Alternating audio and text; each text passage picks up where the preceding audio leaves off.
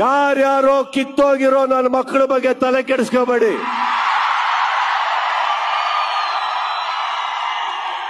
ಸ್ನೇಹಿತರೆ ನಮಸ್ಕಾರ. ಕೆಲವೊಂದು ವಿಚಾರಗಳನ್ನು ನೇರವಾಗಿ ಹೇಳೋದ್ರಲ್ಲಿ ಕಿಚ್ಚ ಸುದೀಪ್ ತುಂಬ ಪಾಪ್ಯುಲರ್. ಅದರಲ್ಲೂ ಕೂಡ ಕಿಚ್ಚ ಸುದೀಪ್ ಯಾವುದಾದ್ರೂ ಒಂದು ವಿಚಾರವನ್ನು ಎತ್ಕೊಂಡ್ರೆ ಅದನ್ನು ಕಂಕ್ಲೂಡ್ ಮಾಡದೆ ಸುಮ್ಮನಿರಲ್ಲ. ಅದ್ರ ಜೊತೆಗೆ ಯಾವುದಾದ್ರೂ ಒಂದು ಪ್ರಶ್ನೆಗೆ ಉತ್ತರವನ್ನು ಕೊಡೋದಕ್ಕೆ ನಿಂತರೆ ಅದಕ್ಕೂ ಕೂಡ ಆ ಉತ್ತರ ಖಾರವಾಗಿ ಇರುತ್ತೆ ಅನ್ನೋದು ಕೂಡ ಸತ್ಯ. ಹೀಗೆ ಸುದೀಪ್ ಯಾವುದೇ ವಿಚಾರದ ಬಗ್ಗೆ ಮಾತನಾಡಿದ್ರೂ ಕೂಡ ಅದಕ್ಕೊಂದು ಸ್ಪಷ್ಟವಾದಂತಹ ನಿಖರತೆ ಇರ್ತದೆ ಅನ್ನೋದು ಕೂಡ ಸತ್ಯ. ಇದೇ ರೀತಿ ಈಗ 52ನೇ ಹುಟ್ಟುಹಬ್ಬದ ಸಂಭ್ರಮದಲ್ಲಿರುವಂಥ ಸುದೀಪ್ ಅವರು ರಾತ್ರಿ ಮಾತನಾಡಿದಂತಹ ಮಾತುಗಳಲ್ಲಿ ಕೆಲವು ವಿಚಾರಗಳು ತುಂಬ ಗಂಭೀರವಾದದ್ದು. ವೇದಿಕೆ ಮೇಲೆ ತನ್ನ ಅಭಿಮಾನಿಗಳ ಕುರಿತಾದಂತೆ ಮಾತನಾಡಿದಂಥ ಕಿಚ್ಚ ಸುದೀಪ್ ಅವರು ಈ ಮಾತಿನ ಮಧ್ಯದಲ್ಲಿ ಒಂದು ಪದವನ್ನು ಬಳಸ್ತಾರೆ. ಯಾರೋ ಕಿತ್ತೋಗಿರೋ ನನ್ನ ಮಕ್ಕಳ ಬಗ್ಗೆ ತಲೆ ಕೆಡಿಸ್ಕೊಳ್ಬೇಡಿ ಅಂತೇಳಿ ಹೇಳ್ತಾರೆ. ಹಾಗಾದರೆ ಸುದೀಪ್ ಇಲ್ಲಿ ಕೊಟ್ಟಿದ್ದು ಯಾರಿಗೆ ಟಾಂಗ್? ಯಾರ ಫ್ಯಾನ್ಸಿಗೆ ಇಲ್ಲಿ ಸುದೀಪ್ ಮಾತನಾಡಿದ್ದು? ಕಿತ್ತೋಗಿರೋ ನನ್ನ ಮಕ್ಕಳು ಅಂತ ಹೇಳಿದ್ರೆ ಯಾರದು? ಯಾರ ಬಗ್ಗೆ ಸುದೀಪ್ ಇಷ್ಟು ಖಾರವಾಗಿ ಮತ್ತು ಇಷ್ಟು ಕ್ರೂರವಾಗಿ ಉತ್ತರವನ್ನು ಕೊಟ್ಟಿದ್ದು ಅಥವಾ ಸಂದೇಶವನ್ನು ರವಾನಿಸಿದ್ದು ಅನ್ನುವಂಥ ಪ್ರಶ್ನೆ ಚರ್ಚೆ ಆಗ್ತಿದೆ. ಅದರ ಬಗ್ಗೆ ಉತ್ತರವನ್ನು ನೋಡ್ತಾ ಹೋಗೋಣ. ಅದಕ್ಕಿಂತ ಮುಂಚೆ ನೀವಿನ್ನೂ ಕೂಡ ನಮ್ಮ ಚಾನಲನ್ನು ಸಬ್ಸ್ಕ್ರೈಬ್ ಮಾಡಿಲ್ಲ ಅಂದರೆ ದಯವಿಟ್ಟು ಕೂಡಲೇ ಸಬ್ಸ್ಕ್ರೈಬ್ ಮಾಡಿ ಸ್ನೇಹಿತರೆ. ಕಿಚ್ಚ ಸುದೀಪ್ ಅವರು 52ನೇ ವರ್ಷದ ಹುಟ್ಟುಹಬ್ಬದ ಸಂಭ್ರಮದಲ್ಲಿದ್ದಾರೆ. ನಂದಿ ಲಿಂಕ್ಸ್ ಗ್ರೌಂಡ್ನಲ್ಲಿ ಅದ್ದೂರಿಯಾಗಿ ಫ್ಯಾನ್ಸ್ಗಳನ್ನು ಮೀಟ್ ಮಾಡಿ ತಮ್ಮ ಬರ್ತ್ಡೇಯನ್ನು ಸೆಲೆಬ್ರೇಟ್ ಮಾಡಿದ್ದಾರೆ ಕಿಚ್ಚ ಸುದೀಪ್ ಅವರು. ಇದೇ ವೇದಿಕೆಯಲ್ಲಿ ಸುದೀರ್ಘವಾಗಿ ಮಾತನಾಡಿರುವಂಥ ಕಿಚ್ಚ ಸುದೀಪ್ ಅವರು ಸಾಕಷ್ಟು ವಿಚಾರಗಳ ಬಗ್ಗೆ ಅಭಿಮಾನಿಗಳ ಮುಂದೆ ಸ್ಪಷ್ಟವಾಗಿ ಉತ್ತರವನ್ನು ಕೊಟ್ಟಿದ್ದಾರೆ. ಇದಕ್ಕೂ ಮುನ್ನ ಪ್ರೆಸ್ ಮೀಟನ್ನು ಮಾಡಿದ್ದಂಥ ಕಿಚ್ಚ ಸುದೀಪ್ ಅವರು ತಮ್ಮ ಮುಂದಿನ ಸಿನಿಮಾದ ಬಿಡುಗಡೆಯ ಬಗ್ಗೆ ಜೊತೆಗೆ ಬೇರೆ ಬೇರೆ ಪ್ರಶ್ನೆಗಳು ಏನಿತ್ತು, ಈ ಮೀಡಿಯಾದವರಿಗೆ ಬಿದ್ದಂಥ ಪ್ರಶ್ನೆಗಳಾಗಿರ್ಬೋದು, ಸಮಾಜದಲ್ಲಿದ್ದಂಥ ಪ್ರಶ್ನೆಗಳಾಗಿರ್ಬೋದು, ಆ ಎಲ್ಲ ಪ್ರಶ್ನೆಗಳಿಗೂ ಕೂಡ ಉತ್ತರ ಕೊಡುವಂಥ ಕೆಲಸವನ್ನು ಕಿಚ್ಚ ಸುದೀಪ್ ಅವರು ಮಾಡಿದ್ರೆ, ಇದಾದ ಬಳಿಕ ಮಾಡಿದ್ದೆ ಮತ್ತೊಂದು ದೊಡ್ಡ ಕೆಲಸ. ಅದೇ ಅಭಿಮಾನಿಗಳನ್ನು ಭೇಟಿಯಾಗಿ ಅವರಿಂದ ಈ ಹುಟ್ಟುಹಬ್ಬದ ಸಂಭ್ರಮವನ್ನು ಅವರ ಜೊತೆಗೆ ಸೆಲೆಬ್ರೇಟನ್ನು ಮಾಡಿ ಕೊನೆಗೆ ಅವ್ರಿಗೂ ಕೂಡ ಒಂದಷ್ಟು ಸಂದೇಶಗಳನ್ನು ಕೊಟ್ಟಿದ್ದು. ಆ ಸಂದೇಶಗಳನ್ನು ಕೊಡುವಂಥ ಸಂದರ್ಭದಲ್ಲಿ ಸುದೀಪ್ ಮಾತನಾಡಿದಂಥ ಪ್ರತಿ ಮಾತಿಗೂ ಕೂಡ ತೂಕವಿತ್ತು, ಅರ್ಥವಿತ್ತು. ನೂರಾರು ಆಲೋಚನೆಯನ್ನು ಆ ಪದದ ಹಿಂದೆ ಸೇರಿಸಿಕೊಂಡು ಸುದೀಪ್ ಮಾತನಾಡಿದರು ಅನ್ನೋದು ಸ್ಪಷ್ಟವಾಗಿತ್ತು. ನಟ ಕಿಚ್ಚ ಸುದೀಪ್ ಅವರು ತಮ್ಮ ಹುಟ್ಟುಹಬ್ಬದ ಸಂಭ್ರಮದ ನಡುವೆ ಆಡಿದಂತಹ ಮಾತು, ಆ ಮಾತುಗಳು ತುಂಬ ಗಂಭೀರವಾದದ್ದು. ಅಭಿಮಾನಿಗಳ ಪ್ರೀತಿಗೆ ಶರಣು ಅಂತೇಳಿ ಹೇಳಿ ತಮ್ಮ ಖಡಕ್ ಸಂದೇಶವನ್ನು ಆ್ಯಸ್ ಇಟ್ ಈಸ್ ರವಾನಿಸಿದರು ಇದೇ ವೇದಿಕೆಯಿಂದ. ನೆಚ್ಚಿನ ನಟನ ಹುಟ್ಟುಹಬ್ಬ ಅಂದರೆ ಅಭಿಮಾನಿಗಳಿಗೆ ಹಬ್ಬ. ಸುದೀಪ್ ಅವರ ಮನೆಯ ಬಳಿ ಸಾಕಷ್ಟು ಜನ ಬಂದು ಸೇರ್ತಿದ್ರು. ಅದು ಅಲ್ಲಿ ಕಿರಿಕಿರಿಯೂ ಕೂಡ ಆಗ್ತಿತ್ತು. ಪ್ರತಿ ವರ್ಷ ಸುದೀಪ್ ಮನೆ ಬಳಿಯೇ ಹಬ್ಬದ ವಾತಾವರಣ ಇರ್ತಿತ್ತು. ಆದರೆ ಈ ಬಾರಿ ಮಾತ್ರ ಮನೆ ಬಳಿ ಬೇಡ, ಒಂದು ಅಮ್ಮ ಇಲ್ಲ ಅನ್ನುವಂಥದ್ದು, ಮತ್ತೊಂದು ಅಕ್ಕಪಕ್ಕದವ್ರಿಗೆ ಕಿರಿಕಿರಿ ಆಗುತ್ತೆ ಅನ್ನುವಂಥ ಕಾರಣಕ್ಕೋಸ್ಕರ ಬೇರೆ ಕಡೆ ಸಿಗೋಣ, ನಿಮ್ಮ ಸಂಭ್ರಮದಲ್ಲಿ ನಾನು ಭಾಗಿಯಾಗ್ತೀನಿ ಅಂತೇಳಿ ಕೂಡ ಸುದೀಪ್ ಹೇಳಿದರು. ಅಭಿಮಾನಿಗಳ ಜೊತೆಗೆ ಕೇಕನ್ನು ಕತ್ತರಿಸಿ ಹುಟ್ಟುಹಬ್ಬವನ್ನು ಆಚರಿಸಿಕೊಂಡ್ರು ಕೊನೆಗೆ. ಇನ್ನು ಅವರ ಮಾರ್ಕ್ ಚಿತ್ರದ ಸಣ್ಣ ಟೀಸರ್ ಕೂಡ ಇಲ್ಲಿ ರಿಲೀಸ್ ಆಯಿತು. ಇದರ ಜೊತೆಗೆ ಹುಟ್ಟುಹಬ್ಬ ಸಂಭ್ರಮಾಚರಣೆಯ ವೇದಿಕೆಯಲ್ಲಿ ನಟ ಸುದೀಪ್ ಅವರು ಅಭಿಮಾನಿಗಳನ್ನು ಉದ್ದೇಶಿಸಿ ಒಂದಷ್ಟು ವಿಚಾರಗಳನ್ನು ಮಾತನಾಡಿದರು. ಎಲ್ಲರೂ ಕೂಡ ಕ್ಷೇಮವಾಗಿ ಮನೆಗೆ ತಲುಪಿ, ಬಹಳ ಪ್ರೀತಿಯಿಂದ ಇಲ್ಲಿಗೆ ಬರ್ತೀರಾ, ಏನಾದರೂ ಸಮಸ್ಯೆ ಆದರೆ ನೋವಾಗ್ತದೆ, ಹಾಗಾಗಿ ಎಲ್ಲರೂ ಕೂಡ ಹುಷಾರಾಗಿ ಮನೆಗೆ ಹೋಗಿ ಅಂತಲೂ ಕೂಡ ಮನವಿಯನ್ನು ಮಾಡಿದ್ದು ವಿಶೇಷವಾಗಿತ್ತು. ಮತ್ತೊಂದು ಬಹಳ ಮುಖ್ಯವಾದಂಥ ವಿಚಾರವನ್ನು ಸುದೀಪ್ ಮಾತನಾಡ್ತಾರೆ. ನೇರವಾಗಿ ಅಭಿಮಾನಿಗಳಿಗೆ ಸಂದೇಶವನ್ನು ಕೊಡ್ತಾರೆ, ಮನವಿಯನ್ನು ಕೂಡ ಮಾಡ್ತಾರೆ. ಇದು ಆನ್ಲೈನ್ ಟ್ರೋಲಿಂಗ್ ಬಗ್ಗೆ. ಹೌದು, ಇತ್ತೀಚೆಗೆ ಸೋಷಿಯಲ್ ಮೀಡಿಯಾದಲ್ಲಿ ಟ್ರೋಲ್ ಯಾವ ಮಟ್ಟಿಗೆ ಹೋಗ್ತಿದೆ ಅಂತ ಹೇಳಿದ್ರೆ ನಿಮ್ಮೆಲ್ಲರಿಗೂ ಕೂಡ ಗೊತ್ತೇ ಇದೆ. ಈ ಸಂಬಂಧ ದೂರು ಕೂಡ ದಾಖಲಾಗಿದೆ. ಕಿಡಿಗೇಡಿಗಳನ್ನು ಪೊಲೀಸರು ಅರೆಸ್ಟ್ ಕೂಡ ಮಾಡ್ತಾ ಇದ್ದಾರೆ. ಹೀಗಾಗಿ ದರ್ಶನ್ ಅಭಿಮಾನಿಗಳು ನನಗೆ ಕೆಟ್ಟದಾಗಿ ಮೆಸೇಜನ್ನು ಕಳಿಸಿದ್ದಾರೆ ಅಂತೇಳ್ಬಿಟ್ಟು ನಟಿ ರಮ್ಯಾ ದೂರನ್ನು ನೀಡಿದರು. ಈ ಪ್ರಕರಣದಲ್ಲಿ 8 ಜನರನ್ನು ಪೊಲೀಸರು ಈಗಾಗಲೇ ವಶಕ್ಕೆ ಪಡೆದಿದ್ದಾರೆ. ಈ ರೀತಿಯಾದಂಥ ಘಟನೆಗಳು ನಡೀತಿರುವಂಥದ್ದು ಸೋಷಿಯಲ್ ಮೀಡಿಯಾ ಎಲ್ಲಿಗೆ ಹೋಗಿ ನಿಂತಿದೆ ಅನ್ನೋದಕ್ಕೂ ಕೂಡ ಸಾಕ್ಷಿಯೇ. ಸ್ಟಾರ್ ನಟರು ತಮ್ಮ ಅಭಿಮಾನಿಗಳಿಗೆ ಬುದ್ಧಿ ಹೇಳಬೇಕು. ದರ್ಶನ್ ಆ ಕೆಲಸವನ್ನು ಮಾಡಲಿಲ್ಲ, ಅದಕ್ಕೆ ಅಭಿಮಾನಿಗಳು ಈ ರೀತಿ ಹುಚ್ಚಾಟವನ್ನು ಮೆರೀತಾ ಇದ್ದಾರೆ ಅನ್ನೋದು ರಮ್ಯಾ ನೇರವಾಗಿ ಹೇಳಿದಂಥ ಅಭಿಪ್ರಾಯ.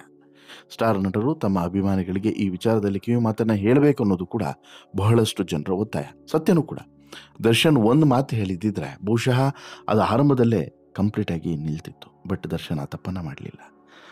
ದರ್ಶನ್ ಆ ಒಳ್ಳೆ ಕೆಲಸವನ್ನು ಮಾಡಲಿಲ್ಲ. ಬೆಳಗ್ಗೆ ಮೌನವಾಗಿದ್ದು ದೊಡ್ಡ ತಪ್ಪನ್ನೇ ಮಾಡಿದ್ರು.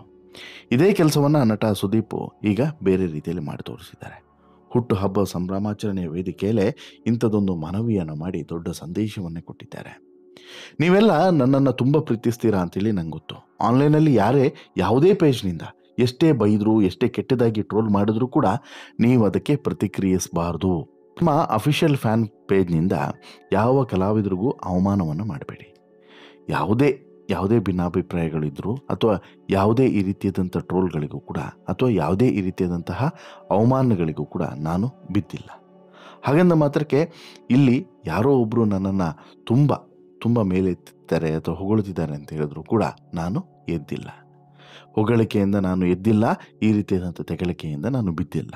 ನಮ್ಮ ಸಿನಿಮಾ ಮಾತ್ರ ನಮ್ಮ ಆಸ್ತಿ. ಯಾವ ಪೇಜ್ಗೂ ಕೂಡ ತಲೆ ಬಾಗಬೇಡಿ, ಯಾವ ಅವಮಾನಕ್ಕೂ ಕೂಡ ತಲೆ ಕೆಡಿಸ್ಕೊಳ್ಬೇಡಿ. ಜೊತೆಗೆ ಯಾರು ಕಿತ್ತೋಗಿರೋ ನನ್ನ ಮಕ್ಕಳ ಬಗ್ಗೆನೂ ಕೂಡ ತಲೆ ಕೆಡಿಸ್ಕೊಳ್ಬೇಡಿ. ನಿಮ್ಮ ಮೇಲೆ ನೀವು ನಂಬಿಕೆಯನ್ನು ಇಡಿ, ಒಳ್ಳೇದು ಮಾಡಿ. ಯಾರ ಬಗ್ಗೆನೂ ಕೂಡ ತಲೆ ಕೆಡಿಸ್ಕೊಳ್ಳಲ್ಲ. ನೀವು ಯಾಕೆ ತಲೆ ಕೆಡಿಸ್ಕೊಳ್ತೀರಾ ಅಂತಲೂ ಕೂಡ ಸುದೀಪ್ ಮನವಿಯನ್ನು ಮಾಡ್ತಾರೆ. ಬರೀ ರಮ್ಯ ಮಾತ್ರವಲ್ಲ, ಸಾಕಷ್ಟು ನಟ ನಟಿಯರಿಗೆ ಈ ರೀತಿಯ ಟ್ರೋಲಿಂಗ್ಗಳು ಭಾರಿ ದೊಡ್ಡ ಸಮಸ್ಯೆ ಆಗಿದೆ. ಅಶ್ವಿನಿ ಪುನೀತ್ ರಾಜ್ಕುಮಾರ್ ಅವರ ಬಗ್ಗೆ ಅವಹೇಳನಕಾರಿಯಾಗಿ ಪೋಸ್ಟ್ ಮಾಡಿದಂಥ ವಿಚಾರ ಹಿಂದೆ ಭಾರಿ ಚರ್ಚೆ ಆಗಿತ್ತು. ಇತ್ತೀಚೆಗೆ ನಟ ದರ್ಶನ್ ಪತ್ನಿ ವಿಜಯಲಕ್ಷ್ಮಿ ಅವರ ಬಗ್ಗೆನೂ ಕೂಡ ಕಿಡಿಗೇಡಿಗಳು ಅಶ್ಲೀಲ ಪದಗಳನ್ನು ಬಳಸಿ ಕಮೆಂಟನ್ನು ಮಾಡಿದರು. ಈ ಸಂಬಂಧವೂ ಕೂಡ ಈಗ ಆ್ಯಕ್ಷನ್ ಆಗಬೇಕು ಅಂತ ಹೇಳಿಬಿಟ್ಟು ಒತ್ತಾಯಗಳು ಕೇಳಿ ಬಂದಿದ್ದಾವೆ. ಇದಕ್ಕೆ ಸಂಬಂಧಪಟ್ಟಂತೂ ಕೂಡ ಕೆಲವರನ್ನು ವಶಕ್ಕೆ ಪಡೆದಿದ್ದಾರೆ. ಈ ರೀತಿಯಾದಂಥ ಘಟನೆಗಳು ಹೆಚ್ಚಾಗ್ತಿದ್ದಾವೆ. ಸೊ ದಟ್ ಸುದೀಪ್ ಇಂತಹ ಸಂದರ್ಭದಲ್ಲಿ ಇಂಥದ್ದೊಂದು ಮನವಿಯನ್ನು ಮಾಡಿದೆಯಲ್ಲ, ತುಂಬ ಗಂಭೀರವಾದಂಥದ್ದು ಮತ್ತು ತುಂಬ ಒಳ್ಳೆಯ ವಿಚಾರ. ಅಟ್ ದಿ ಸೇಮ್ ಟೈಮ್ ಅವರು ಬಳಸಿರುವಂಥ ಪದ ಇದೆಯಲ್ಲ, ಅದು ಕೂಡ ಚರ್ಚೆಗೆ ಗ್ರಾಸವಾಗಿದೆ. ಏನು? ಕಿತ್ತೋಗಿರೋ ನನ್ನ ಮಕ್ಕಳು ಮಾಡುವಂಥ ಕೆಲಸದ ಬಗ್ಗೆ ತಲೆ ಕೆಡಿಸ್ಕೊಳ್ಬೇಡಿ ಅಂತೇಳಿ. ಅವರಿಗೆ ಹಾಗಾದರೆ ಕಿತ್ತೋಗಿರೋ ನನ್ನ ಮಕ್ಕಳು ಅಂತ ಹೇಳಿಬಿಟ್ಟು ಹೇಳಿದೆ ತಪ್ಪ? ಕೆಲವರು ಇಲ್ಲ, ಈ ರೀತಿಯಾದಂಥ ಪದವನ್ನು ಸುದೀಪ್ ಬಳಸಬಾರ್ದಾಗಿತ್ತು, ಹಾಗೆ ಹೀಗೆ ಎಲ್ಲ ಹೇಳ್ತಿದ್ದಾರೆ. ಇನ್ನೇನು ಬಳಸಬೇಕು? ಸುದೀಪ್ ಬಳಸಿರುವಂಥ ಪದದಲ್ಲಿ ಏನೂ ಕೂಡ ತಪ್ಪಿಲ್ಲ ಅಂತ ನನಗೂ ಕೂಡ ಅನಿಸುತ್ತೆ ವೈಯಕ್ತಿಕವಾಗಿ. ಯಾಕೆ ಅಂತ ಹೇಳಿದ್ರೆ, ಇಲ್ಲಿ ನಿಮಗೆ ಮಾಡಲಿಕ್ಕೆ ಬೇರೆ ಕೆಲಸ ಇಲ್ಲದೆ ಅಥವಾ ಬೇರೆ ಯಾವುದೇ ಉದ್ಯೋಗಗಳು ಇಲ್ಲದೆ ಇದ್ದಾಗ ನೀವು ಈ ರೀತಿಯೆಲ್ಲ ಮಾಡ್ತಾ ಕೊಡ್ತೀರಾ. ಅದರ ಬದಲಿಗೆ ಒಳ್ಳೆ ಕೆಲಸಗಳನ್ನು ಏನಾದರೂ ಮಾಡಿ. ಆ ರೀತಿ ಕೆಟ್ಟದಾಗಿ ಕಮೆಂಟ್ ಹಾಕೋದ್ರಿಂದ ನಿಮಗೆ ಸಿಗುವಂತಹ ಸಂತೋಷ ಏನು? ಅದೇ ಕೆಲಸವನ್ನು ಅಥವಾ ಅದೇ ಸಮಯವನ್ನು ಒಳ್ಳೆಯದಕ್ಕೆ ಏನಕ್ಕಾದರೂ ಬಳಸ್ಕೊಳ್ಳಿ. ಸುಮ್ಮನೆ ಯಾರ ಬಗ್ಗೆನೋ ತುಂಬ ಕೆಟ್ಟದಾಗಿ ಮಾತಾಡಿ ಅದರಿಂದ ಅವ್ರಿಗೂ ಕೂಡ ಬೇಸರ, ನೀವು ಕೂಡ ನಾಳೆ ಸಮಸ್ಯೆಗೆ ಗುರಿಯಾಗುವಂಥದ್ದು ಯಾಕೆ ಬೇಕು? ಏನಿದೆ ವಿಚಾರ? ಈಗ ನಾನು ಸಿಂಪಲಾಗಿ ಒಂದು ವಿಚಾರವನ್ನು ಹೇಳ್ಬಿಡ್ತೀನಿ. ಈಗ ಸುದೀಪ್ ಮಾತನಾಡಿರುವಂಥ ವಿಚಾರದ ಬಗ್ಗೆ ನಿಮಗೆ ಕಿತ್ತೋಗಿರೋ ನನ್ನ ಮಕ್ಕಳು ಅಂತ ಹೇಳಿಬಿಟ್ಟು ಬಳಸಿದಂಥ ಪದದ ಬಗ್ಗೆ ನಿಮಗೆ ಆಕ್ಷೇಪ ಇದೆ ಅಂತ ಹೇಳಿದ್ರೆ ಆಯಿತು, ಅದನ್ನೇ ನೇರವಾಗಿ ಮತ್ತು ನೀಟಾಗಿ ಹೇಳ್ಬೋದಲ್ವಾ? ಒಳ್ಳೆ ಪದಗಳನ್ನೇ ಬಳಸಿ ಹೇಳ್ಬೋದಲ್ವಾ? ಕೆಟ್ಟ ಪದಗಳನ್ನೇ ಬಳಸಿ ಹೇಳಬೇಕು ಅಂತ ಏನಿಲ್ಲ ಅಲ್ವಾ? ನೋಡಿ ಸುದೀಪ್ ಅವರೇ, ನೀವು ಬಳಸಿರುವಂಥ ಪದ ತಪ್ಪು. ನಿಮ್ಮ ಒಂದು ಗೌರವಕ್ಕೆ ಮತ್ತು ನೀವು ನಿಮ್ಮ ಒಂದು ವ್ಯಕ್ತಿತ್ವಕ್ಕೆ ಆ ರೀತಿಯಾದಂಥ ಪದಗಳನ್ನು ನೀವು ಬಳಕೆ ಮಾಡಬಾರ್ದಾಗಿತ್ತು ಅನ್ನುವಂಥದ್ದನ್ನು ಹೇಳೋದು, ಅದು ಒಂದು ರೀತಿ. ಅದನ್ನು ಬಿಟ್ಕೊಂಡು ವೈಯಕ್ತಿಕವಾಗಿ ಸುದೀಪ್ ಅವ್ರನ್ನ ಟಾರ್ಗೆಟ್ ಮಾಡೋದು, ಸುದೀಪ್ ಅವರ ಫ್ಯಾಮಿಲಿಯನ್ನು ಟಾರ್ಗೆಟ್ ಮಾಡೋದು, ಸುದೀಪ್ ಅವರ ಸಂಬಂಧಪಟ್ಟಂತಹ ವ್ಯಕ್ತಿಗಳನ್ನು ಟಾರ್ಗೆಟ್ ಮಾಡೋದು ತಪ್ಪಾಗ್ತದೆ, ತುಂಬ ದೊಡ್ಡ ತಪ್ಪಾಗ್ತದೆ. ಅದೇ ಇಲ್ಲಿ ಸುದೀಪ್ ಹೇಳಿದ್ರು, ಆ ರೀತಿ ತಪ್ಪನ್ನು ಮಾಡಬೇಡಿ. ಇವನ್ ಸುದೀಪ್ ಅವರ ಫ್ಯಾನ್ಸು ಕೂಡ ಹಾಗಂದ ಮಾತ್ರಕ್ಕೆ ತುಂಬ ಒಳ್ಳೆ ಕಮೆಂಟ್ಸನ್ನೇ ಮಾಡ್ತಾರೆ, ಬೇರೆ ಯಾರೂ ಕೂಡ ಒಳ್ಳೊಳ್ಳೆ ಕಮೆಂಟ್ಸ್ಗಳನ್ನೇ ಮಾಡೋದಿಲ್ಲ ಅಂತಲ್ಲ. ಎಲ್ಲರ ಫ್ಯಾನ್ಸಲ್ಲೂ ಕೂಡ ಅಂಥವ್ರು ಇದ್ದೇ ಇದ್ದಾರೆ. 100 ಜನ ಫ್ಯಾನ್ಸನ್ನು ತಗೊಂಡ್ರೆ ಅದರಲ್ಲಿ 90 ಜನ ಒಂದು ರೀತಿ ಇದ್ದರೆ ಇನ್ನು 10 ಜನ ಒಂದು ರೀತಿ ಇದ್ದೇ ಇರ್ತಾರೆ. ಆದರೆ ಅವರಿಗೆ ಆ 10 ಜನರಿಗೆ ಇಲ್ಲಿ ಸುದೀಪ್ ಕೊಟ್ಟಿರುವಂಥ ಕರೆ ಇದು.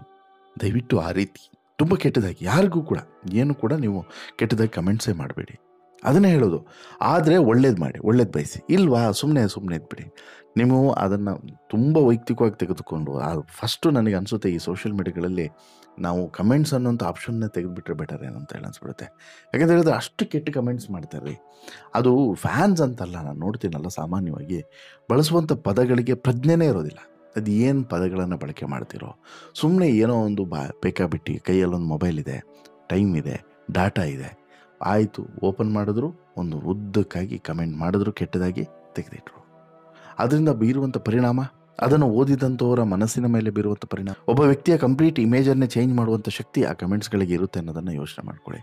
ಅದಕ್ಕೆ ಯಾರಿಗಾದರೂ ಒಂದು ಕಮೆಂಟನ್ನು ಮಾಡೋದಕ್ಕಿಂತ ಮುಂಚೆ ಸಾಕಷ್ಟು ಸಲ ಯೋಚನೆ ಮಾಡಲೇಬೇಕು. ಇಲ್ಲೂ ಕೂಡ ಸುದೀಪ್ ಅದನ್ನೇ ಹೇಳಿದ್ದಾರೆ.